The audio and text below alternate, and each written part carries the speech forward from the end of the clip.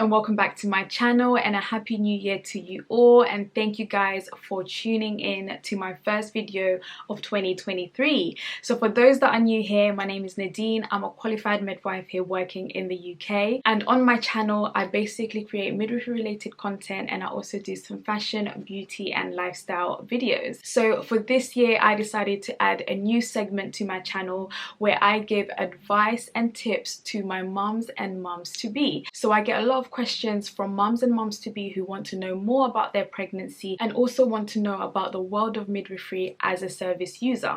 So in today's video I'll be talking about the induction of labor and how to better prepare for your induction of labor so you can have a positive birth experience.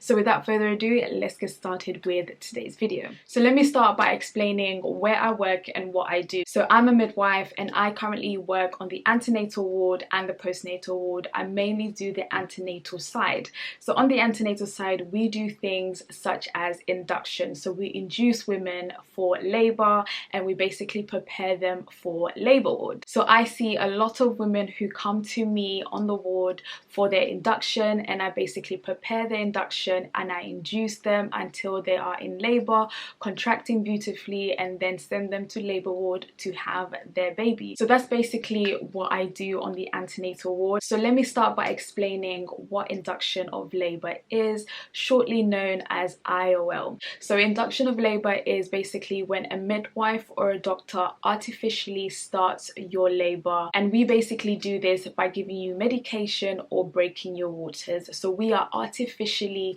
starting your labor rather than your body naturally going into labor. The midwife and the doctor artificially starts your labor by either giving you medication or breaking your waters.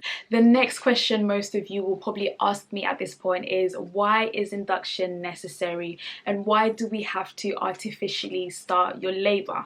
So there can be many reasons as to why we induce women or we artificially start their labor. So sometimes induction is necessary. For example, you are overdue and there is no sign of labor and we need to basically get baby out because you have gone past your due date. And other reasons include that there is risk for yourself and your baby, that we have to induce you to get you into labor to get baby out because there is a risk to yourself or a risk to baby. So risks to yourself could be the fact that you have developed high blood pressure or preeclampsia during your pregnancy and therefore we need to get baby out. And risk factors for baby that we will induce is things like if baby is measuring too small and not growing enough, or if baby is too big and we have to induce mom early, otherwise baby will have some consequences during delivery because baby is too big. So if baby is either on the small side and not growing, or if baby is too big, then those are other reasons to induce.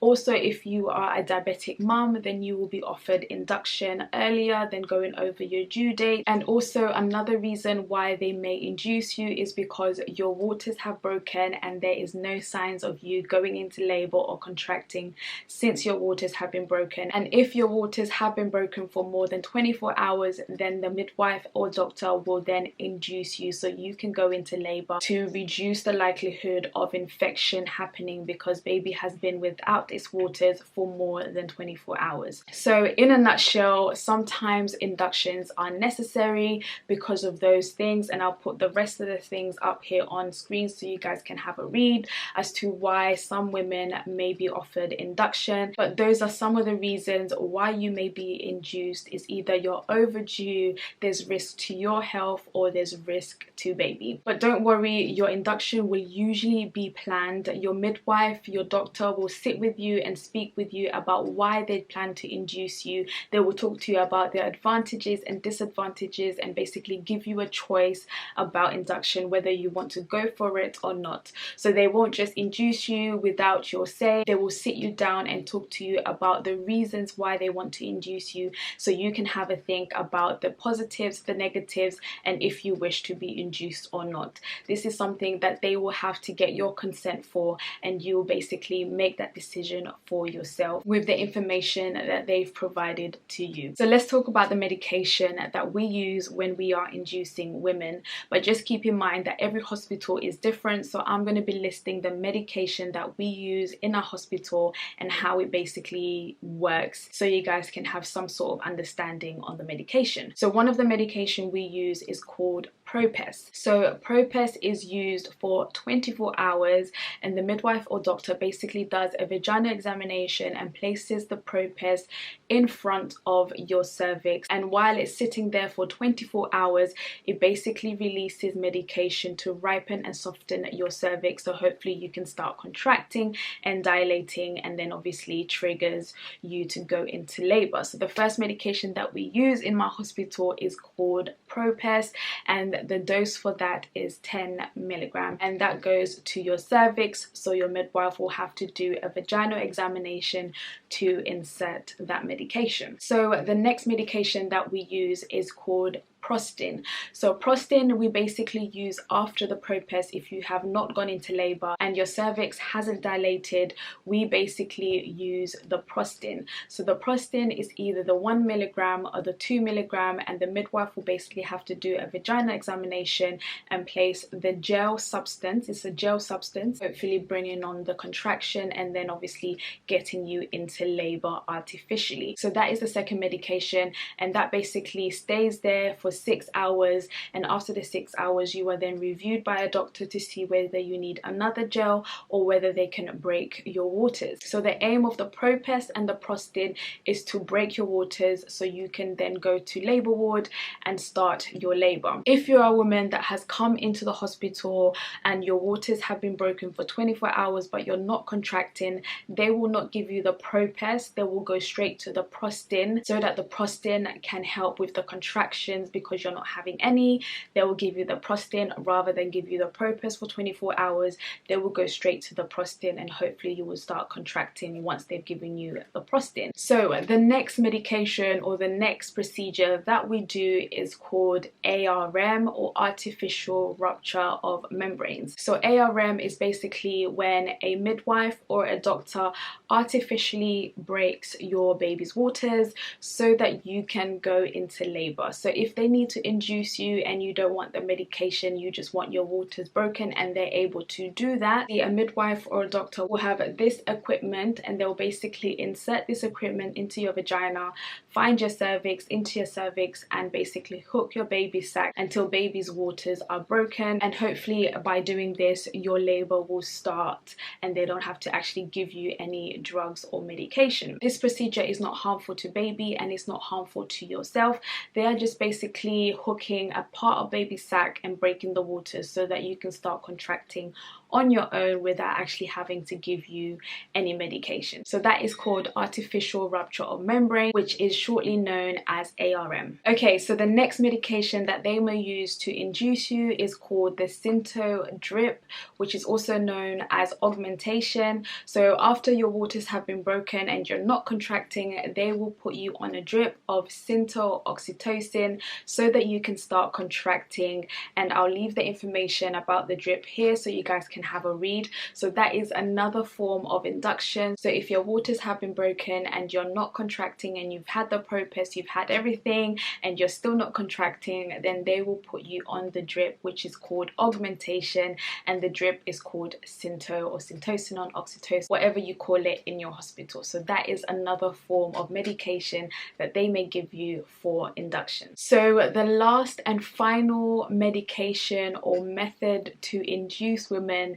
is called the cervical ripening balloon. So the cervical ripening balloon is inserted after a vaginal examination. The doctor or midwife will insert it into the cervical canal where it's left there for 24 hours, and the aim for that balloon is basically to soften and ripen the cervix for you to go into labor. So all these medication are basically to help you go into labor if you're not going to labor on your own and they're trying to induce you to prevent any risks to you and your baby from happening if you are not going into labor. So we've spoken about the PROPES, the prostin, the breaking of the waters, which is the ARM, the artificial rupture of membrane. We've spoken about the Synto drip for augmentation, and now we've spoken about the cervical ripening balloon, which is inserted into the cervical canal and it's left there for 24 hours so that it can soften and ripen the cervix. So these are the methods that are used in my hospital for induction of labor to help women go into labor. Okay, so let's move on to the tips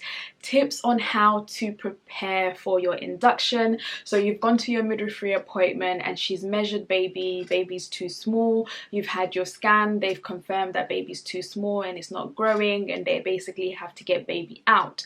So now they've booked you for your induction. You've spoken to your doctor, you've spoken to your midwife, they've told you the advantages and disadvantages, and at this point you have agreed to go for your induction. So tip number one, after basically booking your appointment for your induction and have agreed to be induced, my first tip is do your research as soon as they have decided to induce you and you've accepted and consented for the induction, is to do your research. Do your research about birth, about labor, about the induction process, how it works in that hospital that you've been booked in. Do your research about the pain relief that you will be offered or what's available at the hospital you will be going to. So the more research that you do, the more that you know, and the more that you will be empowered and equipped when you go into that hospital for your induction. So the more that you know when you go to your induction appointment, the less scarier it will be, because you will be familiar with the service that will be offered to you, and also the kind of things that they are doing to you and the kind of medication that they are offering to you. You will already know what the medication is for, how it works, the risks of the medication. At least you will be safe in yourself knowing that if I take this medication, it will do this, it will do that, these are the risks, these are the advantages of this medication. So going into your induction prepared with the knowledge of your induction, your labor, the birth, the whole process, will just give you a peace of mind that everything that's happening to you, that you are aware of and prepared for, and you are not going into the whole situation blind and naive and basically having to just, you know, go with what they're saying without actually understanding the whys and also understanding the advantages and disadvantages for yourself. So tip number one is do your research. Once you have your induction date, do your research about the whole induction process at the hospital, what medication they use, how long the process takes, the pain relief that is offered to you at that hospital, when can you take the pain relief, and also the labor process and the birth process, so that you are not thrown off guard and you are better prepared. When you're better prepared, you are empowered and you have a better birth experience. Okay, so tip number two is a very big tip. So this tip is basically rest prior to your induction. So before you arrive at the hospital, the day before, the night before, make sure you rest and you get your much needed rest before you come to the hospital for your induction. The induction process, like I've mentioned with the medication, it does take some time.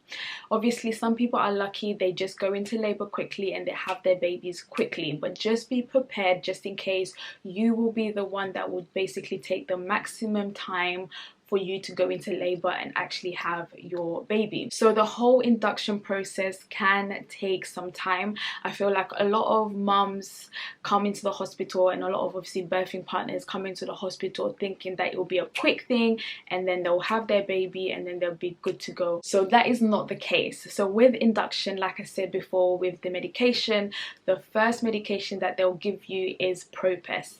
The PROPES has to stay within your cervix for 24 hours, and sometimes they might not even send you home because of the level of risk. They might keep you in the hospital to monitor you while you have the certain medication to induce you.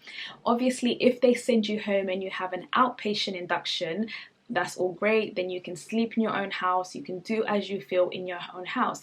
But depending on the risks, for example, if you have reduced movement history, baby's not moving as often, they will want to keep you in while they induce you because you are at higher risk. So they would want to monitor you while they're inducing you, so they wouldn't send you home. So if you arrive at your induction appointment tired, you have to wait 24 hours in the hospital with other women, with other things going on, and you're not guaranteed to have your own room. You will possibly be sharing a bay with other women, so there'll be 4 of you in one bay. So whatever is going on, you will be hearing overnight. So one thing I would recommend, and my second best tip, is rest before your induction. So the first medication, like I said, is 24 hours. After the 24 hours is done, they take it out, they examine you, and if you're still not in labor, your cervix still hasn't dilated, they give you another medication which they then review after 6 hours. So another 6 hours. After the 6 hours, if you're not contracting, if nothing's happened, they will give you another gel, so you need to wait another 6 hours. So what's that? 24 hours, 6 hours, another 6 hours. So you're just going to be there waiting for yourself to get into labor. So make sure you rest before your induction. Okay, so my third tip is basically keep an open mind. Don't go there with high expectation, and go in there with a realistic mindset. And the reason why I say this is women can go to their induction and get thrown off because they didn't keep an open mind and they didn't set certain realistic expectation going into the induction process. So what I mean by this is, obviously you might not have planned to be induced. Your plan was probably to have a natural labor, go into labor naturally. You probably didn't plan to be induced. So obviously that's thrown you off. It's thrown you off your birth plan. Your birth plan was, set, and you knew what you wanted to go with, but now you're being induced. So what I mean by going there with an open mind and being more flexible is, you can still go by your birthing plan, but be more open-minded, be flexible. So you're now being induced and things are taking a lot longer than you had anticipated or thought, and things are not starting off the way you had planned. Just because you're being induced doesn't mean you're going to have interventions throughout your whole labor.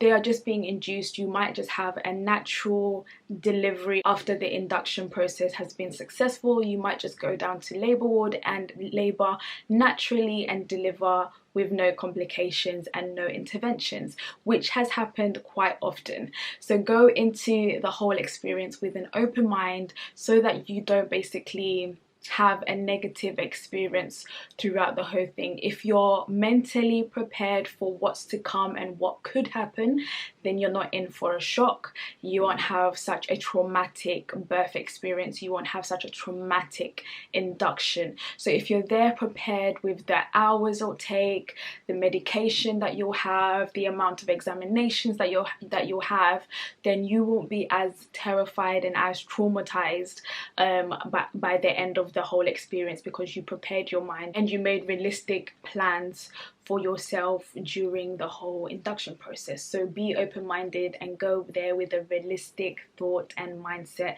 when you go to your induction process. Oh, and also to prepare your mind and basically get you into the spirit of induction and prepare yourself for what's to come, so that you guys can plan a realistic birth plan, is read the information sheets that you are given by your midwife and doctor when they book you for your induction and tell you that you need to be induced. Make sure you read the information leaflets that they give you, so you are better prepared and your mindset is ready for what's to come and how the induction process works. So don't just take the information sheet and basically never read it. I recommend you read it so you know what's to come and what you're in for, so you can have a less traumatic experience, because you're prepared for what's going to happen or what could happen if you were induced and things would go wrong or things would go right. So the more you know, the better it will be for you, and the more flexible you are, the better it will be for you. Okay, so the next tip, and the most important tip that I can give you guys, is ask questions. When you arrive at the hospital for your induction and when you are being booked for your induction, make sure you ask the questions that you need to ask. Before I tell you the why, let me give you guys an example of, you know, the situations that I've been in. So I've, you know, come into work, I've looked at my induction list, I've, you know, looked at the names of the women coming in for induction, and then obviously I prepare the beds, I prepare all the equipment, and I'll wait for the women to come in. Once the women have come in, they've come in with their birthing partner, all scared, terrified, they literally are not smiling, and you know, I greet them, I'm like, how are you, how things are going, and then I ask them the most important question, which is, why are you being induced? Because obviously on my list I just have their name, their date of birth, and their due date. That's all I have on my list. It doesn't actually tell me the reason they're being induced until I see the woman come in. So the women will come in and I will ask them a simple question, and the simple question will be, what's the reason for your induction? Like, why are you being induced? And what they will tell me is, I don't know. And then I'll be like, maybe I didn't explain it properly. So I'll be like, no, what's the reason for your induction? Like, you know, someone gave you this appointment to come in to be induced. So what's the reason, you know, for the induction? Like, what's the reason for you being induced today? And they will literally say, I don't know. And then obviously it's my job as a midwife to then go through their history, go through their notes, do some background checks, and figure out who booked this woman for an induction and why.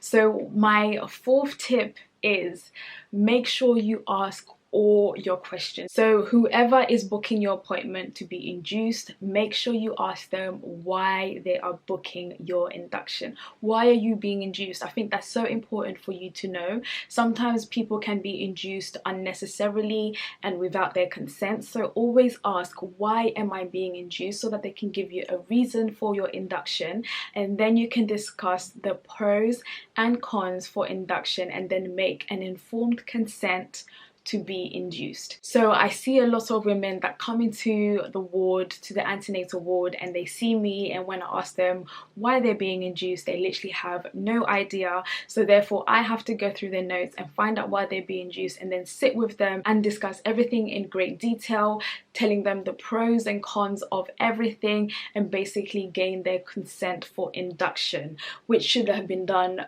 ages ago by the doctor who booked them or by the midwife that booked them, but obviously they came in not knowing and not prepared, and they didn't know why they're being induced because they didn't ask. They basically were given the appointment to be induced by the doctor or midwife, and they basically didn't ask why. They were just like, okay. And then when they arrived, they were like, I don't know why I'm being induced. And I don't like to induce women when they don't know why they're being induced and they don't consent. I always have to have permission, consent, before I induce anybody. So I sit with them and I go through the reasons that the doctors has stated or the midwife has stated, and I discuss everything to them in more detail, and I make sure they understand and they are happy to continue before I do. So ask your questions, ask the reasons, ask about the medication, ask about the process, ask about how long the process takes, how painful will it be, how successful is the induction, will it fail, will it be successful? Because there's some people that will go through the whole induction process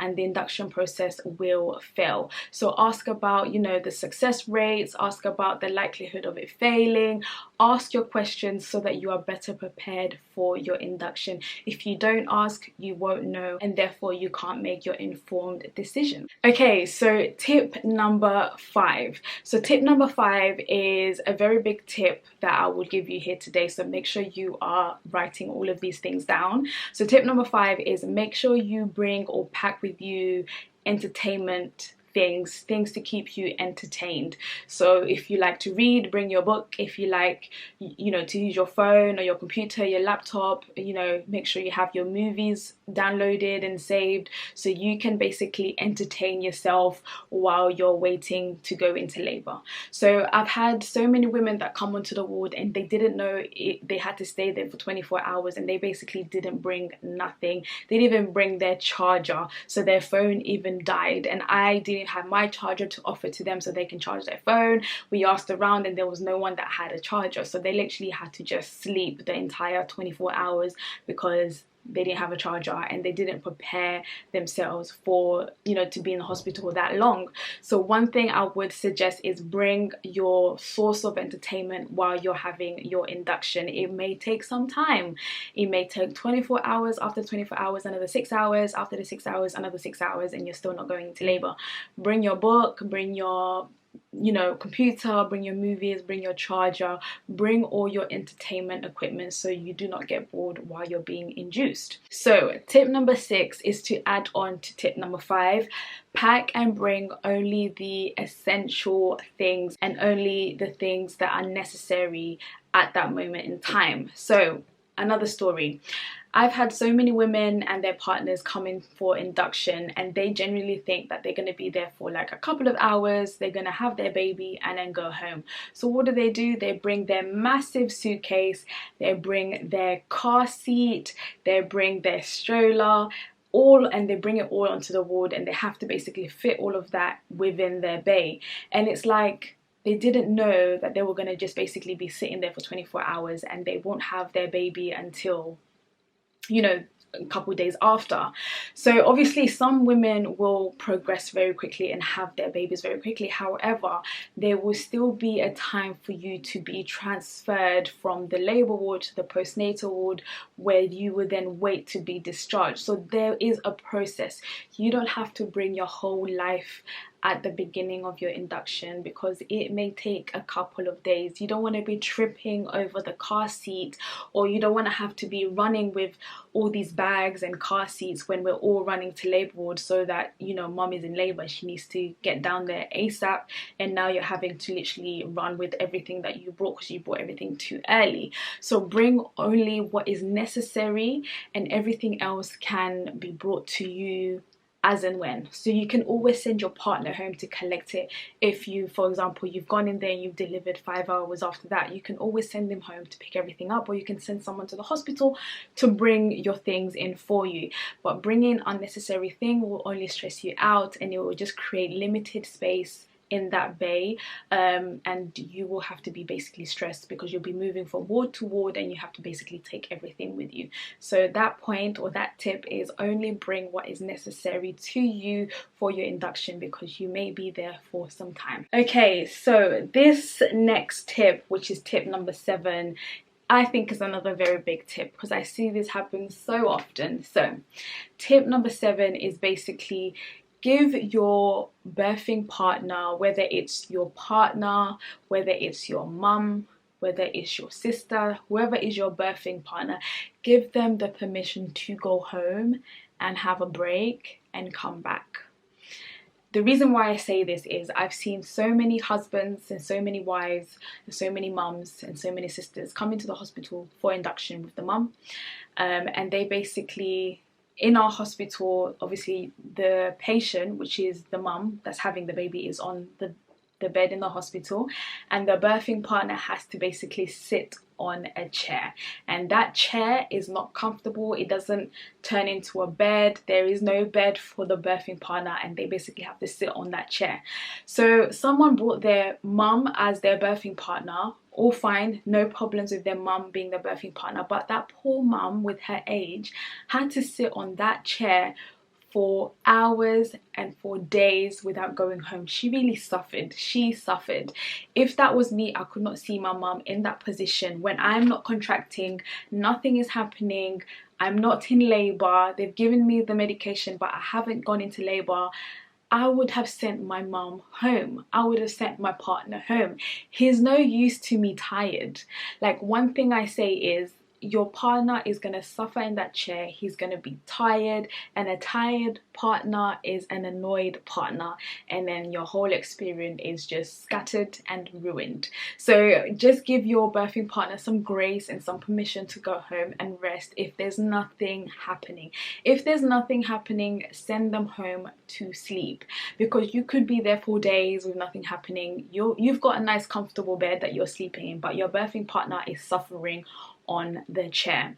So just take that into account. If you have two birthing partners, they can swap in between. One goes and sleeps while you have another one that's there with you, and you can just swap in that kind of thing. But one thing I would recommend is make sure that your birthing partner, whoever that may be, gets some sleep, because they can't help you if they're tired and annoyed. Okay, so tip number 8 is, if you are annoyed or if you are worried about anything with your care, with what's going on, with if you're worried about your baby's movement since they've given you the medication, or your water's broken, you're not sure. If you are worried about anything at all, my recommendation or my tip is to speak up and don't be silent about anything that you're worried about. Us midwives, we don't bite. We want to hear from you. We can't, read your mind. You have to tell us if you are worried about something or something doesn't feel right to you. Make sure you speak up. If you are bleeding and you're concerned about the bleeding, but you're not sure whether it's a concerning thing, just tell us. We can have a look and then tell you whether it's concerning or not concerning, and it can, put your mind at ease. And you can also put my mind at ease that you haven't been sitting there for God knows how long bleeding and you haven't told me. So whatever you're worried about, whatever that feels uncertain to you, and you're worried about something, speak up so we can do something about it, so we can put you at ease and basically discuss things with you in further details. If you are concerned about baby's movements, if you're concerned about the bleeding, we can reassure you. If you're concerned about baby's waters and the color is turned, we can tell you about it, whether it's normal or abnormal. Anything you're concerned about, make sure you speak up to the midwife or the doctor that's looking after you. Okay, so tip number 9 is a very big one. I feel like it affects us currently due to the staffing issues and what's been going on in the media and the lack of midwives and things like that. So tip number 9 is be prepared for the delay in care and the delay in transfer.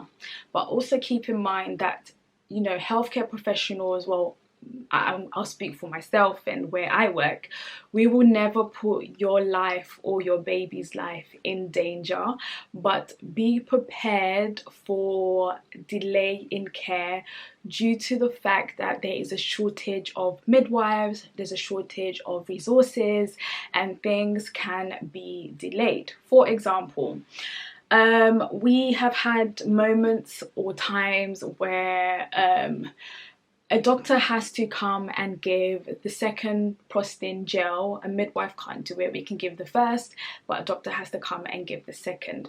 So like I said, the first one is given and then you are reviewed after 6 hours by a doctor.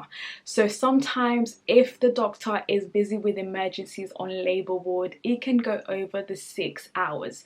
They are short of staff, we are short of staffed, and if they can't get up to you within that 6 hour point, directly on the 6 hour point, you have to give them that grace and understand that there's a shortage of staff at the moment currently. But you will never be, in risk because you waited an extra hour. Say for example, you waited 7 hours rather than 6, or say you waited 8 hours rather than 6 hours. We will never put you in a situation where your life or your baby's life is at risk, but just take into consideration the shortage of midwives currently, the shortage of doctors currently, and the shortage of equipment and things like that. Another example why things may be delayed is the transfer to labour ward. For example, you've had your induction, you are contracting, or you're not contracting but you're ready to go down to labour ward for them to continue your induction or to basically care for you in labour.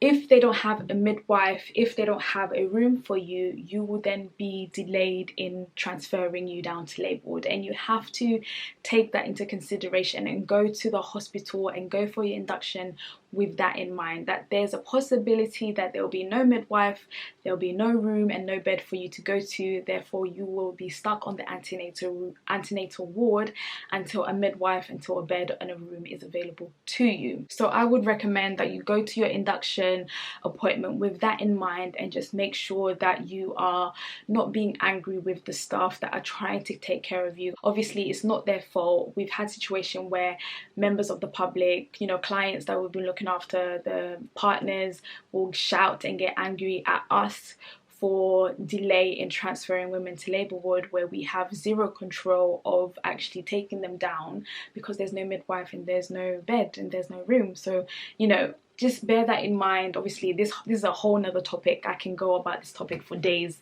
I think I'll make a separate video about the shortage of midwives and staff and the impact that it has on, you know, the care that we provide. But yeah, that is my point. Without me going on for days, just bear in mind that there will be, or there can be, a delay in transfer, a delay in care due to the shortage of staff, due to the lack of equipment, due to the lack of room, lack of midwife. So just bear that in mind. If you bear that in mind, you'll be less stressed and you'll be more understanding of what's going on around you. So the last and final tip number 10 is, before your induction, please read your hospital policies when it comes to visitors, visiting time, and what visitors are permitted to do and not do before your induction. I say this because some people come to my hospital thinking that they can have 3 birthing partners, and actually in fact you can only have 1 that can stay over, and obviously these people have traveled all this way and now only 1 of them can stay and they have to send the rest back home. So please read your hospital policies in terms of visiting, what is allowed, what is not allowed, so that when you come to the hospital with your extended family you are not disappointed, or if you want to swap partners and that is not permitted at the hospital, you are not disappointed and you are prepared to basically have either your 1 birthing partner or your 2 birthing partner depending on the hospital policy. So just make sure you read your hospital policies and guidelines and see what they permit and what is acceptable to them at the time, so that you are not disappointed and, you know, your experience is not ruined because certain people are not there. If you are better prepared, you'll be less annoyed. So that is it for today's video. I hope this video has been helpful to you guys. Please do comment below if you guys are happy about this new segment that I'm doing on my channel for mums and mums to be, and also comment below the kind of videos you want to see. I'll be doing more, you know, informative videos for my mamas and my mamas to be, give you guys some tips and tricks and basically, you know, empowering you guys to have an amazing and beautiful birth experience.